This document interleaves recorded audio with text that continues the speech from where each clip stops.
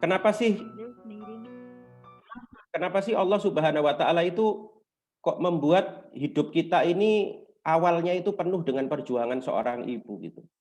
Bahkan ibu kita ini mengeluarkan darah, tetesan keringat, tetesan air mata gitu ya. 9 bulan 10 hari membawa kita kemana-mana. Sebetulnya Allah itu ingin menyampaikan begini, hidupmu tak akan pernah sunyi dari perjuangan. Lihat ibu kamu yang meneteskan keringat, darah dan air mata gitu. Maka hidup kamu pun tak pernah sunyi dari tetesan air mata. Hidup kamu tak pernah sunyi dari tetesan darah. Hidup kamu tak pernah sunyi dari tetesan keringat. Oleh karena itu, teman-teman semuanya yang sekarang mungkin dalam kondisi fisik dan batin yang lelah, sekali lagi bisikkan di hati Anda yang terdalam bahwa keletihan ini sementara. Tapi pahalanya insya Allah selama-lamanya. Dan semoga lelah kita semuanya, kita niatkan menjadi lillah. Mungkin saat Anda terjaga di malam hari, merawat pasien, pada saat itu juga Allah terjaga menghitung semua kebaikan Anda. Dan malaikat terjaga membangunkan istana yang megah bagi Anda di surga Allah Subhanahu wa Ta'ala. Bisa dibayangkan ya, kata Rasulullah itu menyelamatkan satu nyawa, itu sama seperti menyelamatkan nyawa seluruh manusia. Bisa dibayangkan ya, dokter itu luar biasanya di sini. Menyelamatkan satu nyawa sama seperti menyelamatkan nyawa seluruh dunia. Jadi kalau kita menyelamatkan 10 nyawa saja dalam 1 minggu, itu sama seperti menyelamatkan 5 miliar kali 10 manusia di muka bumi. Oleh karena itu, kita boleh meneteskan air mata, kita boleh meneteskan keringat, barangkali sesekali mengeluh ya. Tapi jangan lupa bahwa Anda adalah pasukan terkuat dari Allah Subhanahu wa taala. Yang kedua, mari kita menjaga baik sangka kita kepada Allah Subhanahu wa taala. Ustadz saya pernah mengatakan, salah satu sebab orang itu bisa husnul khotimah, selain orang itu memiliki amalan yang dawam itu rutin ya, rutin, dia sholat tahajud rutin, biasanya orang itu meninggal atas kebiasaannya dia. Ternyata kata Ustadz saya itu sebagian besar justru yang husnul khotimah itu karena di dalam hatinya, dalam kondisi seberat apapun, dia masih menjaga baik sangkanya kepada Allah Subhanahu wa taala, atau dalam bahasa Arabnya husnudzon billah. Husnudzon billah. Jadi dia selalu menjaga baik sangka dia kepada Allah Subhanahu wa taala. Ada sebuah teori dalam ilmu jiwa, kedokteran jiwa. Ini seorang psikiater dari Austria, ya, namanya Viktor Frankl. Jadi Viktor Frankl ini pernah mengalami penyiksaan yang sangat tragis di kamp konsentrasi Nazi, Hitler itu. Nah, yang menarik adalah dalam kondisi yang sangat berat itu, lihat orang-orang yang bisa bertahan, tidak bunuh diri, itu adalah orang-orang yang setiap saat di saku bajunya dia selalu menyimpan biji-biji tasbih kalau dalam Islam itu. Dan di dalam genggaman tangannya itu dia selalu menyebut-nyebut membawa buku-buku doa. Kemudian Viktor Frankl ini mewawancarai beberapa orang yang bertahan walaupun dalam kondisi yang berat itu. Dan disitulah kemudian dia memunculkan sebuah teori terapi yang namanya logoterapi. Logo itu artinya meaning atau makna atau value. Dan di dalam bukunya yang mega bestseller ini, judulnya Man Search for Meaning, buku ini terkenal sekali di dunia kedokteran jiwa atau psikologi. Dia menulis sebuah kata-kata yang sangat menarik. Man is not destroyed by suffering. He is destroyed by suffering without meaning. Jadi manusia itu sebetulnya tidak dihancurkan oleh penderitaan. Tapi manusia itu dihancurkan oleh kegagalannya mencari makna dari penderitaan itu. Karena penderitaan itu keniscayaan dalam sebuah kehidupan. Kadang kita di atas, kadang kita di bawah. Ya, jadi tugas kita itu sebetulnya apa sih? Ibarat seorang penyelam, kalau dia itu ingin melihat terumbu karang yang indah, maka dia harus melakukan diving ke dasar samudra gitu ya. Nah, sama kata Viktor Frankl itu, kalau kita diuji oleh Allah, misalnya kita sekarang berada dalam ujian ya, yang namanya pandemi COVID-19 ini, maka tugas kita adalah mencari pesan. Dan pesan itu seindah terumbu karang gitu. Teman-teman yang pernah diving misalnya di Bunaken atau di mana ya, kita lihat, maka apa yang kita lihat di dasar lautan itu subhanallah luar biasa. Jadi kalau kita bisa menemukan hikmah, menemukan pesan dari pandemi ini, insya Allah ya kita akan mendapatkan kekuatan. Sekedar contoh saja, ya ketika saya mengisi acara motivasi sejak 1,5 tahun yang lalu, banyak orang yang mengatakan, iya dok, dengan pandemi ini saya lebih dekat dengan anak saya. Selama ini saya jarang ketemu anak saya. Bahkan anak saya kalau ketemu saya itu harus pesan waktunya. Dengan adanya pandemi ini saya bisa ketemu anak saya. Coba lihat bagaimana beliau ini, orang yang sangat sibuk ini, bisa mencari hikmah dari pandemi ini. Ya, subhanallah. Sama juga dengan teman-teman. Ya, mudah-mudahan dengan pandemi ini Anda bisa semua mencari hikmah. Ada seorang dokter tuh sampai mengatakan begini kepada saya. Iya dok, mungkin saya berada di kondisi ini, ya, karena sholat saya itu tidak pernah sempurna, bahkan masih bolong-bolong. Dan Allah Subhanahu Wa Taala ingin untuk bisa memberikan pahala kepada saya lewat jalan yang lain. Saya sering cerita dalam film Kung Fu Panda itu ya, itu si Po-nya ini, si pandanya ini bertanya kepada gurunya, guru, bagaimana saya bisa mencapai kesadaran murni, kebijaksanaan, wisdom gitu. Maka gurunya ini mengatakan begini, kamu harus mau bermeditasi bertahun-tahun lamanya. Ya, itu kata gurunya. Kemudian si Po ini mengatakan karena dia tahu kelemahan dirinya, saya nggak bisa guru, wong saya meditasi sebentar saja saya nggak bisa, apalagi saya harus meditasi bertahun-tahun. Ada nggak jalan yang lebih singkat guru, shortcut gitu, saya bisa mencapai kebijaksanaan, saya bisa mencapai derajat yang tinggi, tanpa harus bermeditasi lama seperti orang lain.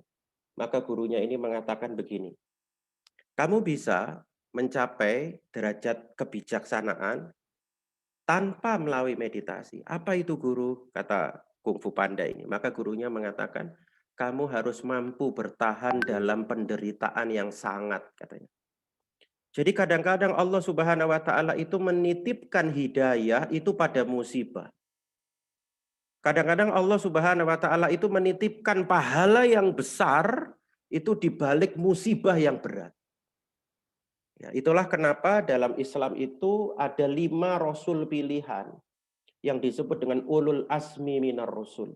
Itu 5 rasul yang ujiannya paling berat.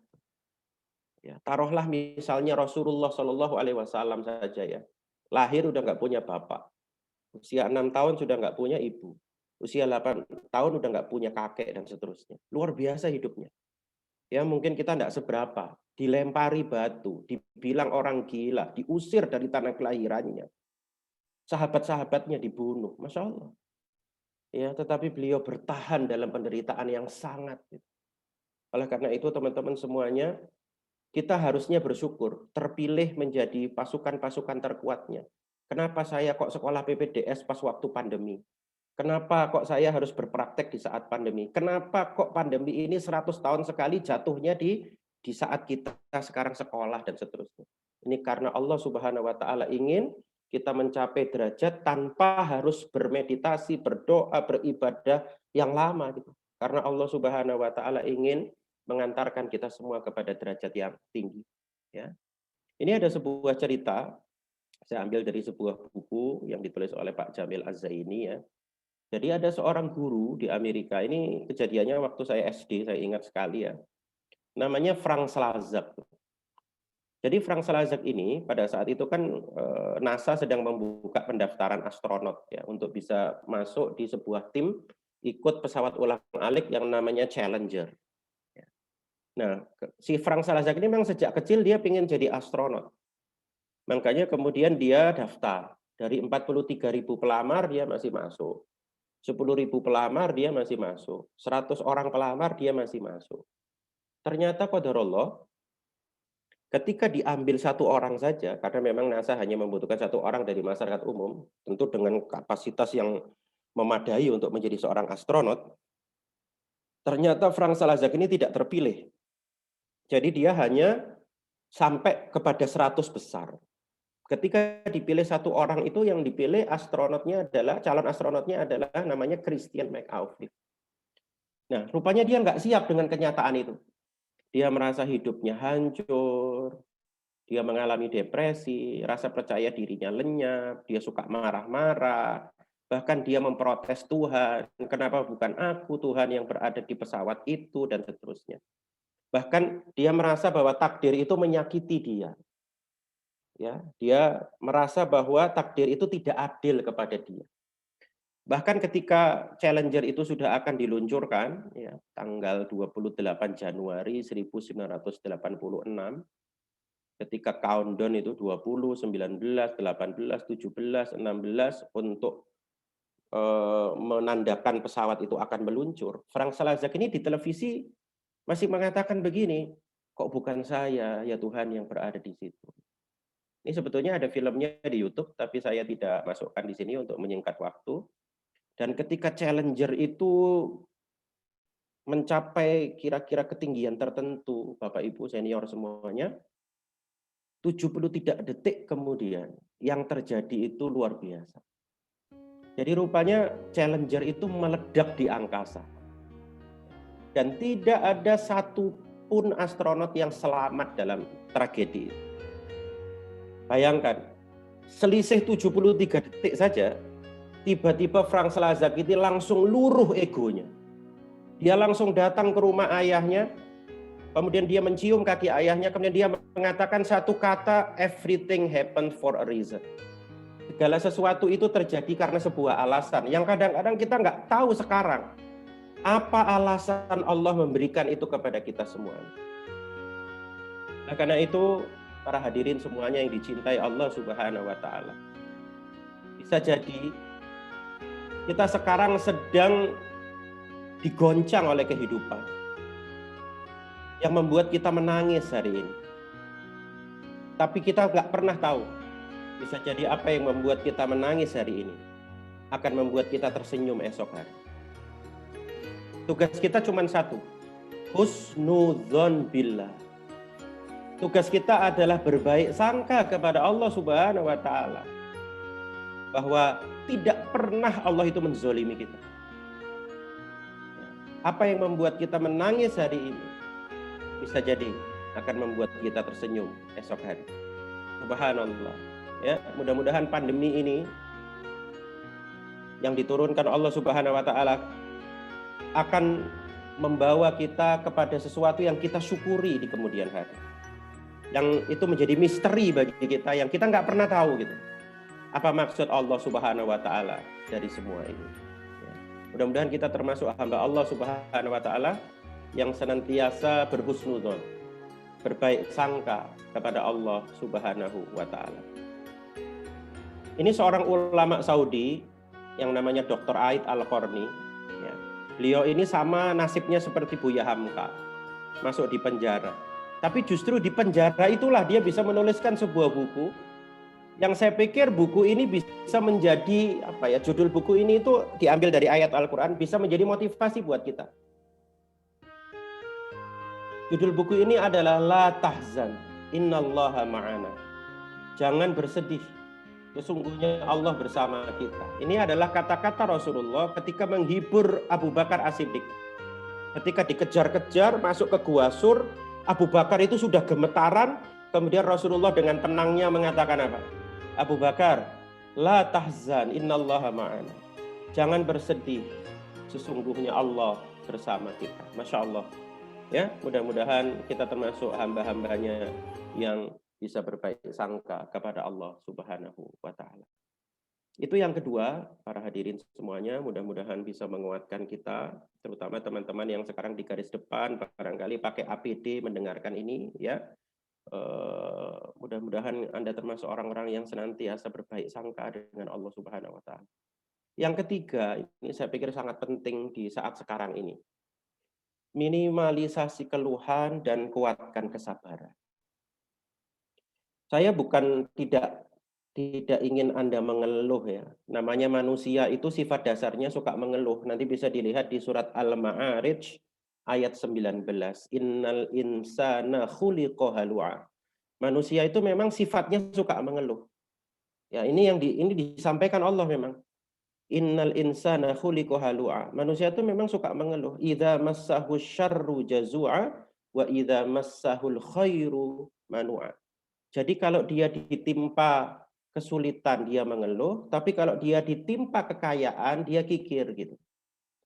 Jadi kalau kalau kata Allah itu manusia itu kalau ditimpa kesulitan sedikit aja itu ngeluhnya luar biasa.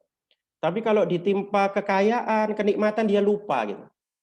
Ya, itu ada dalam surat Al-Ma'arij ayat 19, 20, 21. Jadi bukan saya yang mengatakan tapi Allah Subhanahu wa taala yang mengatakan. Nah, dalam kondisi seperti ini, kalaupun kita terpaksa bocor emosi kita mengeluh kepada manusia. Minimalisasi keluhan itu. Tetapi mengeluhlah kepada Allah Subhanahu wa taala. Bangunlah di malam hari dan jadikan sajadah sebagai tempat curhat terindah. Jadi Allah Subhanahu wa taala itu selalu datang di sepertiga malam. Dan Allah Subhanahu wa taala itu paling suka sama hambanya yang ketika manusia semuanya tidur, dia bangun, gelar sajadah, dia menangis di atas sajadah itu dan menjadikan sajadah itu sebagai tempat curhat terindah. Ini ada sebuah hadis dari Rasulullah, luar biasa ini, supaya kita tidak mudah mengeluhkan gejala fisik barangkali ya, mungkin sekarang ada yang isoman, ada yang merasakan ngilu-ngilu ya. Ini ada nasihat dari Rasulullah dalam sebuah hadis yang sahih. Janganlah engkau mencaci demam. Karena demam itu bisa menghilangkan dosa-dosa Bani Adam sebagaimana alat pandai besi menghilangkan kotoran besi. Masya Allah ya. Jadi jangan mencaci maki demam. Ya. Jangan mencaci maki demam karena demam itu bisa menghilangkan dosa-dosa Bani Adam sebagaimana alat pandai besi menghilangkan kotoran besi. Jadi ini nasihat atau petunjuk dari Rasulullah SAW supaya kita tidak mudah untuk mencaci maki takdir Allah Subhanahu wa taala. Kata seorang ulama namanya Ibnu Qayyim, beliau mengatakan sabar adalah ketika hati tidak meratap dan mulut tidak mengeluh. Jadi kita tahan keluhan kita kepada manusia. Tetapi kita betul-betul sampaikan semuanya kepada Allah. Jadi Allah itu paling suka kalau kita itu mengeluhnya hanya kepada Allah. Ya, Allah itu paling senang sama hambanya itu yang hanya meratap tuh kepada Allah Subhanahu wa taala. Dan Allah tuh paling malu kalau ada tangan yang menengadah meratap kepadanya dan kembali dalam keadaan kosong. Artinya Allah Subhanahu wa taala pasti akan memberikan ganti dari doa itu. Kalaupun doa itu tidak dikabulkan persis oleh Allah, maka akan digantikan dengan pengampunan dosa, digantikan dengan anak yang soleh, digantikan dengan rizki yang lain. Itulah Allah Subhanahu wa taala, karena Allah lebih tahu mana yang terbaik untuk kita. Ya. Jadi mari kita jadikan sajadah kita di malam hari itu sebagai tempat curhat terindah kita kepada Allah Subhanahu wa taala. Ini sebuah ayat yang luar biasa, para hadirin senior semuanya. Nanti bisa dilihat di surat Al-Baqarah ayat 214 ya. A'udzu billahi minasy syaithanir rajim. Am hasibtum an tadkhulul jannata walamma ya'tikum mathalul ladzina khalau min qablikum. Allah Subhanahu wa taala itu mengatakan begini. Apakah kalian mengira akan masuk surga? Padahal belum datang kepada kalian cobaan seperti umat-umat sebelum kalian. Jadi di sini Allah seakan-akan menyindir kita. Jangan terlalu percaya diri kamu masuk surga, karena kamu belum diuji sebagaimana orang-orang sebelum kalian. Dan ternyata di sini Allah itu membagi ujian jadi 3 macam, para hadirin. Yang pertama namanya massat humul bahsa. Ujian yang ringan, ibarat hujan itu rintik-rintik gitu. Yang kedua namanya wad-dharra. Wad-dharra itu kata para ulama hujan yang sudah mulai menyakiti kulit kita. Ya, jadi hujannya itu udah deras menyakiti kulit kita. Yang ketiga ini yang Masya Allah, yang disebut dalam Al-Quran sebagai wazulzilu, goncangan. Kita tentu pernah atau hafal surat Idza zulzilatil ardu zilzalaha. Zilzal itu goncangan. Jadi ada hamba Allah itu yang diuji dengan goncangan hidup. Walaupun bumi ini diam, tapi hati kita itu tergoncang gitu. Seakan-akan dunia ini gelap, Bapak Ibu. Goncangan luar biasa. Ya, ibarat kalau tadi hujan deras, ini badai gitu, yang sudah mengguncangkan. Sampai-sampai ini ya, para rasul di ayat ini itu dikatakan begini, sampai orang atau manusia sekelas rasul itu mengatakan begini, hatta yakular rasul walladzina amanu ma'ahu mata nasrullah. Sampai para rasul dan orang-orang beriman di antara mereka itu mengatakan mata nasrullah. Sampai kapan ini ya Allah? Sampai kapan ini berakhir ya Allah? Goncangan ini ya Allah. Ya, bayangkan seorang rasul, orang yang beriman dalam kondisi seperti ini sampai mengatakan mata nasrullah, sampai kapan ini ya Rabb? Saking beratnya ujiannya. Saking dunia ini rasa tergoncang.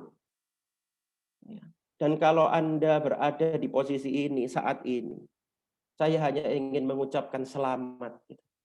Karena berarti Anda orang yang luar biasa. Anda orang yang luar biasa. Karena tidak semua orang yang diberikan kehormatan berada dalam kondisi wazul zilu ini. Ada sebuah kata-kata yang menarik sekali. Barang siapa masih berdiri tegak setelah badai, maka gerimis tak akan pernah bisa mengganggunya. Jadi barang siapa yang masih berdiri tegak di atas badai, maka gerimis tak akan pernah bisa mengganggunya. Oleh karena itu, Allah Subhanahu wa Ta'ala memberikan harapan dalam ayat ini. Harapannya bunyinya kira-kira begini. Ketika Rasul itu bertanya, mata Nasrullah, maka Allah menjawab, ala inna nasrallahi qarib. Ketahuilah sesungguhnya pertolongan Allah itu amat dekat. Ala inna nasrallahi qarib. Sesungguhnya pertolongan Allah itu amat dekat. Dan saya ingin memberikan kabar gembira dari Allah Subhanahu wa Ta'ala bagi teman-teman yang sekarang mungkin berada di titik terendah dalam hidup Anda. Mungkin ada orang yang diuji dengan keluarga, mungkin ada yang diuji dengan sakit, mungkin sekarang sedang isoman, mungkin suami atau istrinya sedang sakit. Ya, bahkan Anda berada di titik terendah dalam hidup Anda.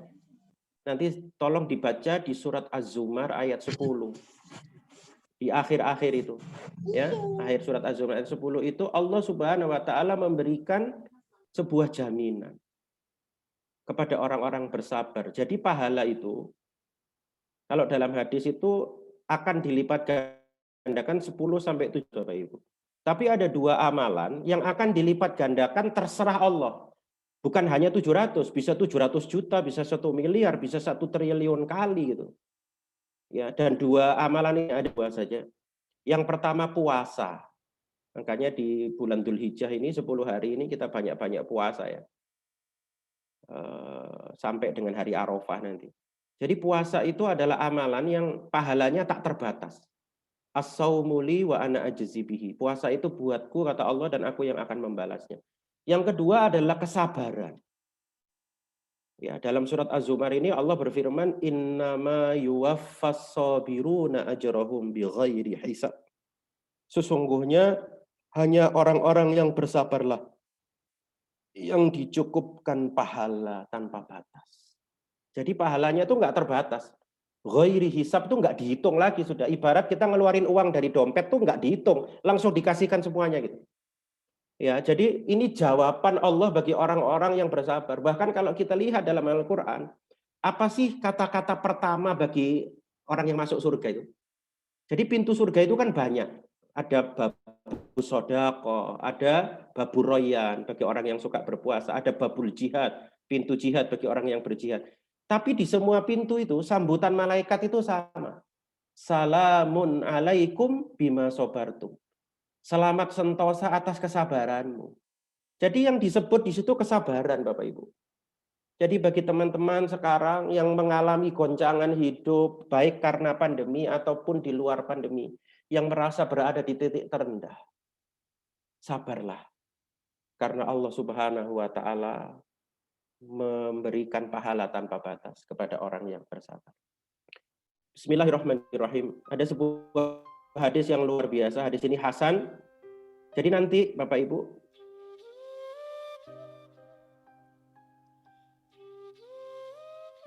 jadi nanti di hari kiamat itu, di padang mahsyar, Allah Subhanahu wa Ta'ala itu membagi orang itu jadi dua golongan.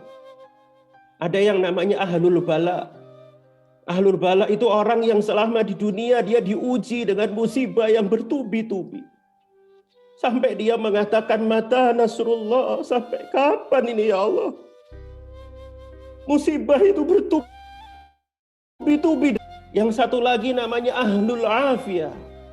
Ahlul afiyah ini yang hidupnya itu nyaris tidak pernah diuji dengan ujian berat. Sejak lahir itu hidupnya itu senang terus. Ternyata Bapak Ibu, tiba-tiba di hadapan ahlul afiyah yang nggak pernah diuji ini, Allah Subhanahu wa Ta'ala mengangkat derajat ahlul bala ini. Orang yang seumur hidupnya itu diuji sama Allah dengan ujian yang menggoncangkan jiwa. Sampai-sampai ahlul afiyah ini mengatakan gini sama Allah, ya Allah, kenapa kok temanku itu posisinya tinggi sekali, Allah, sampai di hadis itu diceritakan dia mendongak ke atas. Saking tingginya derajat temannya itu. Kenapa dia begitu tinggi ya Allah? Maka Allah mengatakan apa? Karena dia aku uji bertubi-tubi dan dia bersabar. Kenapa engkau nggak menguji aku ya Allah? Karena kamu nggak akan kuat. Hanya dia yang kuat. Sampai ahlul afiyah ini mengatakan begini, ya Allah, kalau aku tahu pahala kesabaran itu, aku rela, aku kembali ke dunia dan kulitku digunting-gunting dan aku bersabar ya Allah. Bayangkan Bapak Ibu. Ketika melihat tingginya pahala kesabaran itu, ahlul afiyah itu sampai mengatakan begini, aku rela, aku kembali ke dunia ya Allah. Dan aku digunting-gunting kulitnya dan aku bersabar ya Allah. Sehingga aku bisa mendapatkan manzilah. Mendapatkan keutamaan yang sangat tinggi. Oleh karena itu bagi teman-teman yang sekarang merasa dalam posisi ahlul bala ini, ujian datang bertubi-tubi dalam hidup Anda, bergembiralah. Karena kalau Anda ikhlas dan sabar, tidak banyak mengeluh, maka Allah akan golongkan Anda menjadi ahlul bala. Mungkin sekarang ada PPDS yang harus merawat anaknya yang autisme, ADHD, keterbelakangan mental. Atau ada PPDS yang sekolah sambil merawat ibunya yang stroke. Yang Anda harus menceboi ibu Anda setiap saat. Maka Anda akan diangkat derajatnya oleh Allah Subhanahu wa Ta'ala. Bersabarlah. Katakanlah dalam diri Anda, Rabbana afriq alaina sabran wa tawaffana muslimin. Ya Allah, jadikan aku seorang yang bersabar ya. Wa tawaffana muslimin. Berita gembira ini ingin saya sampaikan kepada teman-teman yang sekarang berada dalam titik terbawah dalam hidupnya. Mudah-mudahan Allah Subhanahu wa Ta'ala menguatkan Anda. Karena hanya Allah lah yang maha kuat. Terakhir, mari kita bersandar kepada Allah Jalla Jalaluh. Allah Azza wa Jalla. Allah yang maha perkasa. Allah yang maha kuat. Apalagi yang mau kita sombongkan. Bahkan tentara Allah yang nggak kasat mata, kita nggak bisa hadapi. Kita tidak diuji dengan badai di luar tubuh kita sekarang. Sekarang kita diuji dengan badai sitokin di dalam tubuh kita. Bayangkan. Allah itu nggak hanya bisa menciptakan badai di luar tubuh kita. Tapi Allah itu bisa ciptakan badai di dalam tubuh kita. Dan kalau sudah begitu, apa yang mau kita sombongkan di depan Allah Subhanahu wa taala? Mari kita luruhkan egoisme kita, gelar-gelar kita. Kita bersandar kepada yang Maha Kuat, Allah Azza wa Jalla. Allah Jalla Jallaluh. Seorang ulama yang namanya Imam bin Hambal pernah mengatakan begini, kalau kamu ingin doamu itu dikabulkan, munculkan perasaan yang namanya tadorruan. Tadorruan itu adalah sebuah perasaan di mana kata beliau itu seakan-akan kita itu sendirian, terombang-ambing di lautan, nggak ada yang nolong kita hanya berada di lautan itu sendirian, badai yang mengguncang, kemudian petir yang menyambar. Pada saat itu siapa yang Anda sebut? Mau nyebut siapa? Maka yang kita sebut hanya Allah Subhanahu wa taala. Dan ini ada dalam ayat surat Al-An'am ayat 63. Qul may yunajjikum min dhulumatil barri wal bahri tad'unahu tadarru'an wa khufyah. Kalau kita artikan kira-kira begini. Katakanlah hai Muhammad, siapakah yang dapat menyelamatkan kamu dari bencana di darat dan di laut? Ketika kamu berdoa dengan tadarruan wa khufyatan, dengan jiwa yang rendah hati, tadarru, penuh harap, merasa butuh dengan Allah Subhanahu wa taala. Jadi sekarang ini kita luruhkan egoisme kita betul-betul Subhanahu wa taala tadarruan wa khufyatan. Kita berdoa dengan rendah hati dan suara yang lembut. Ada guru saya yang memberikan nasihat, mari kita jadikan ayat suci kita sebagai vaksin, selain vaksin-vaksin yang sudah disuntikkan ke tubuh kita. Kita jadikan zikir, terutama teman-teman yang sekarang sedang berjaga di rumah sakit. Kalau sudah pakai APD lengkap, jangan lupa di balik masker kita berzikir hasbunallah wa ni'mal wakil. Cukuplah Allah sebagai penolong kita, yang mewakili kita. Hasbunallah, jangan lupa itu. Hasbunallah wa ni'mal wakil. Kemudian besok subuh setiap tangan kita dengan sedekah. Ya, salah satu sedekah yang paling dianjurkan adalah sedekah subuh. Karena pada saat itu malaikat akan mendoakan Allahumma a'ti munfikun khalafa. Allah berkahilah orang yang bersedekah dan lipat gandakan sedekahnya. Dan yang terakhir, selain kita berobat, mari kita jadikan taubat sebagai obat kita. Mudah-mudahan dengan usaha ini Allah Subhanahu wa taala menolong kita. Terakhir sebelum berdoa. Ini pengalaman pribadi saya dan saya belajar dari seorang ustadz. Jadi Rasulullah SAW itu pernah hampir putus harapan Bapak Ibu. Karena Rasulullah pada saat itu tidak menerima wahyu dari Allah hampir selama 6 bulan. Jadi Rasulullah itu sampai dianggap orang gila gitu. Karena Rasulullah itu naik ke bukit, kemudian nggak ada wahyu, turun lagi. Sampai kemudian orang-orang yang tidak suka dengan Rasulullah itu lihat Muhammad gila, telah ditinggalkan oleh Tuhannya.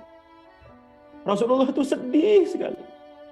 Sampai Rasulullah itu mengatakan, ya Allah, apakah engkau sudah tidak mempercayakan aku sebagai Rasul-Mu? Bayangkan kalau Anda punya kekasih, Anda WA tidak dijawab berbulan-bulan gitu. Jadi Rasulullah itu pada saat itu berada dalam kondisi yang sangat sedih sekali. Dan dalam puncak kesedihan itu, ini ayat yang kalau saya sedang ada masalah itu suka saya ulang-ulang semalaman suntuk Bapak Ibu. Jadi Rasulullah itu suka mengulang ayat-ayat tertentu yang menggetarkan jiwanya. Dan kalau Bapak Ibu mau setiap malam ya diulang ayat ini. Karena ayat ini saya kira hampir semuanya banyak yang hafal. Jadi ketika dalam puncak kesedihan itu Allah menurunkan sebuah surat yang luar biasa. Bismillahirrahmanirrahim. Wadduha wallaili idza saja. Allah Subhanahu wa taala menghibur Rasulullah dengan kata-kata wadduha. Demi waktu matahari sepenggalan naik. Demi malam apabila telah sunyi. Kemudian Allah Subhanahu wa taala mengatakan, "Ma wadda'aka rabbuka wa ma qala." Ma wadda'aka rabbuka wa ma qala. Tuhanmu tidak pernah meninggalkan kamu, wahai Muhammad. Dan Tuhanmu tidak pernah membenci kamu. Jadi bagi teman-teman yang sekarang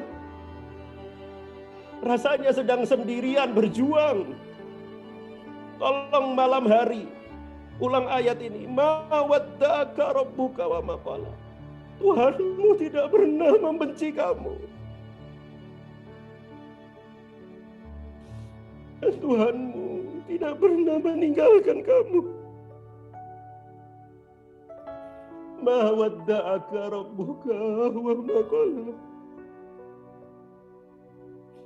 Walal akhiratu khairul laka minal ula. Dan akhir dari semua ini pasti akan indah. Walal akhiratu khairul laka minal ula. Saya kalau ada masalah, saya gelar sajadah, saya ulang-ulang ini semalaman. Wadduha walaili idza saja. Seakan-akan Allah ingin mengingatkan, bukankah fajar menyingsing setelah malam telah mencapai puncaknya. Ma wadda'aka rabbuka wa ma qala. Tuhanmu tidak pernah membenci kamu dengan ujian ini. Dan Tuhanmu tidak pernah meninggalkan kamu. Mari kita dekatkan hubungan kita dengan Allah Subhanahu wa taala. Ada sebuah hadis qudsi yang luar biasa. Bismillahirrahmanirrahim. Mari kita renungi hadis ini.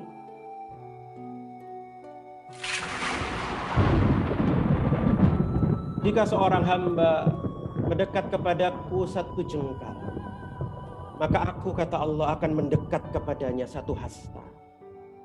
Jika seorang hamba mendekat kepadaku satu hasta, maka aku, kata Allah, akan mendekat kepadanya satu depan. Dan jika hambaku berjalan menemui aku akan berlari menyambutnya. Bayangkan, jika kita berjalan menemui Allah, Allah akan berlari menyambut kita. Nah, karena itu, mari kita tundukkan kepala kita sejenak malam ini. Bagi teman-teman yang pakai APD lengkap, bagi teman-teman yang ada di rumah yang sedang isoman, bagi teman-teman yang kehilangan keluarganya dalam waktu seminggu ini, mari kita luruhkan egoisme kita. Kita tundukkan kepala kita sejenak dengan tadarru'. Bismillahirrahmanirrahim. Alhamdulillahirabbil alamin hamdan yuwafi ni'amahu wa yukafi mazidah. Rabbana lakal hamdu kama yanbaghi li jalali wajhika wa 'azimi sultanik. Allahumma salli ala Sayyidina Muhammad. Ya Allah, ya Rahman, ya Rahim. Engkaulah yang maha kuat, ya Allah. Engkaulah yang maha perkasa, ya Allah. Kami lemah, ya Allah. Oleh karena itu, berikan kekuatan kepada kami, ya Allah, untuk bisa melalui badai pandemi ini bersama, ya Allah. Hindarkan kami dari lisan yang gemar mengeluh, ya Allah. Berikan kesabaran kepada kami, ya Allah. Rabbana afriq alaina sabran wa tawaffana muslimin. Aminkan para hadirin. Rabbana afriq alaina sabran wa tawaffana muslimin. Ya Allah, berikan kepada kami kesabaran dan golongkan kami sebagai orang-orang yang muslim. Ya Allah, kepada saudara-saudara kami yang sedang diuji dengan sakit, dengan COVID-19, dengan masalah-masalah, sembuhkanlah, ya Allah.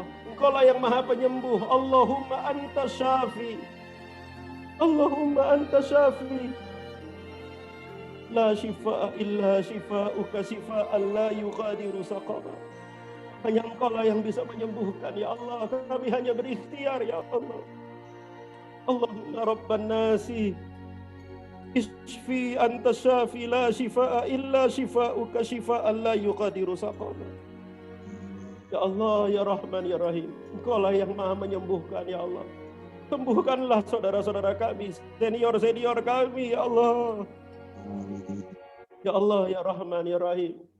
Kepada senior-senior kami yang telah mendahului kami, lapangkan kuburnya seluas mata memandang, golongkan mereka sebagai syahid husnul khatimah. Allahumma ighfir lahum warhamhum wa'afihi wa'afu anhum. Ya Allah, ya Rahman, ya Rahim, Engkau maha menatap, ya Allah. Bagaimana letihnya batin kami, Bagaimana letihnya jasad kami, berilah kami kekuatan dengan Ruh-Mu yang maha kuat, ya Allah. Kirimkan malaikat-malaikat-Mu yang senantiasa menghibur hati kami untuk tidak sedih dan selalu mengingat janji-janji-Mu, ya Allah. Ya Allah, ya Rahman, ya Rahim, tiaskan para tenaga kesehatan yang berada di garis depan, bangunkan istana yang megah bagi mereka di surga-Mu, ya Allah. Ya Allah, ya Rahman, bahi ini karena hanya Engkau-lah yang bisa menyelesaikan pandemi ini, ya Allah. Rabbana zalamna anfusana wa illam taghfir lana wa tarhamna lanakunanna minal khasirin. Rabbana atina fid dunya hasanah wa fil akhirati hasanah wa qina adzabannar.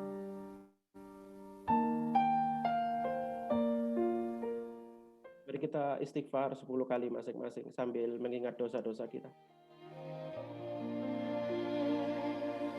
Allah, Engkau dekat, penuh kasih sayang. Takkan pernah Engkau biarkan hamba-Mu menangis. Kemurahan-Mu, karena kasih sayang-Mu.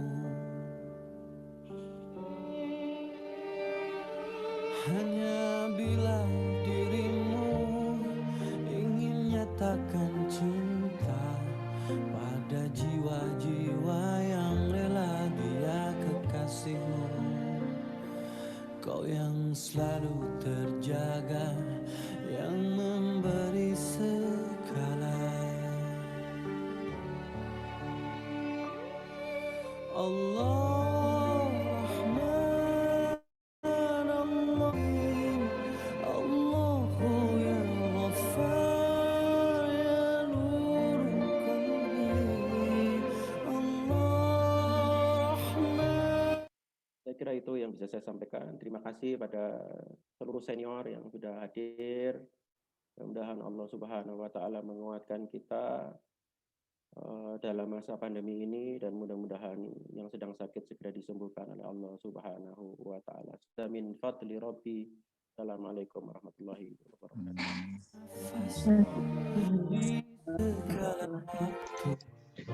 Semua bersujud memuja asma-Mu, Kau yang selalu terjaga, yang memberi segala. Baik, terima kasih kepada Dr. Arif Alamsyah, Mars, yang sudah memberikan tausiah serta memimpinkan doa-doa untuk kita semua. Semoga Allah senantiasa mengabulkan doa kita semua. Amin, amin, ya Rabbal Alamin. Dengan selesainya tausiah serta doa bersama, akhirnya kita sampai di penghujung acara. Saya selaku pembawa acara, jika terdapat salah kata ataupun sikap yang tidak berkenan, mohon maaf yang sebesar-besarnya.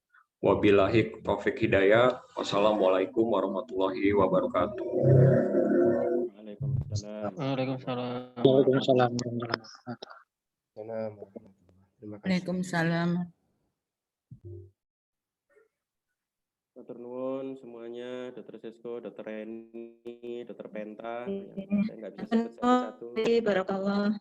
Dr. Nuwun, Dr. Haria sudah hadir. Dr. Semuanya. Haria, makasih banyak, Masya Allah. Makasih Dr. Arif. Dr. Reni, Dr. Reni, sehat Dr. selalu.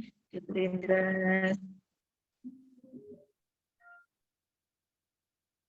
Makasih Dr. Terima Nanda. kasih terus ya. Sehat semua ya Kamaya. Nanda. Terima kasih Dr. Sesko Perdami Malang Raya.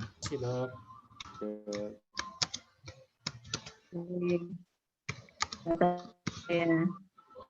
Bagaimana sehat ya?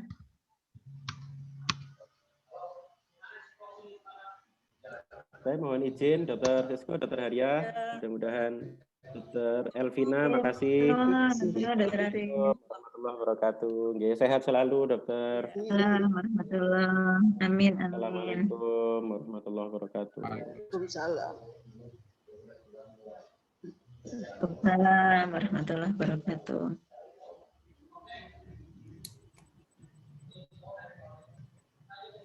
kasih Dokter Nanda, izin pamit. Terima kasih Dokter Sesko.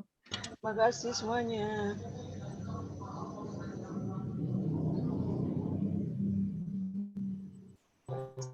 Enough ya.